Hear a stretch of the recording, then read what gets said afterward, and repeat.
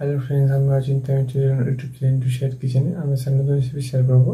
সেটা হচ্ছে আলু দিয়ে বেসনের একটা রেসিপি। সেটা বানাতে কী কী উপকরণ লাগে আসুন দেখাই। তার আগে একটা কথা বলি, আমার চ্যানেল রেসিপিটা ছাড়া আছে। আমরা যদি ভালো লেগে থাকে অবশ্যই লাইক কমেন্ট ও শেয়ার করবেন, বেশি বেশি করে শেয়ার করবেন। যদি আমার চ্যানেল নতুন হয়ে থাকেন তাহলে প্লিজ সাবস্ক্রাইব করে দেবেন, নিচে বেল নোটিফিকেশনটা অল করে দেবেন যাতে আমার ভিডিও আমার কাছে আগে পৌঁছে। তাই চলুন আলু দিয়ে বেসনের রেসিপিটা বানাতে কী কী উপকরণ লাগে আসুন দেখাই।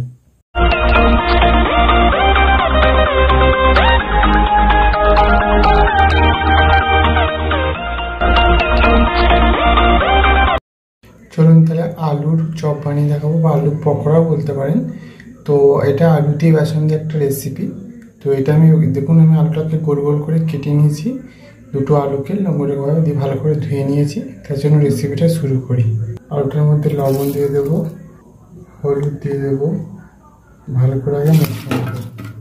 গ্যাসটাতে কড়াটা বসিয়েছি, কড়াটা গরম হয়ে গেছে, আমি তেল দিয়ে দেবো। তেলটা গরম হোক তখন আমি বেসনটা একটা ব্যাটার তৈরি করে নেবো। দেখুন এখানে বেসন আর একটু অল্প সামান্য একদম চালের গুঁড়ি নিয়েছি, যাতে একটু শক্ত শক্ত হয় সেই জন্য।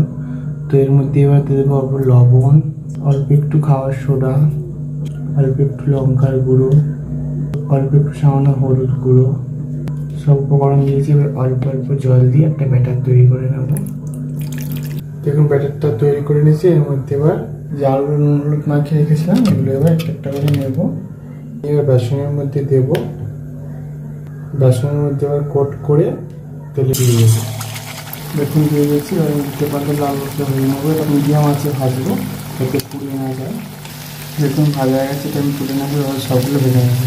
দেখুন আমার বেসন দিয়ে আলুর রেসিপিটা বা আলু দিয়ে বেসনের রেসিপি রেডি হয়ে গেছে।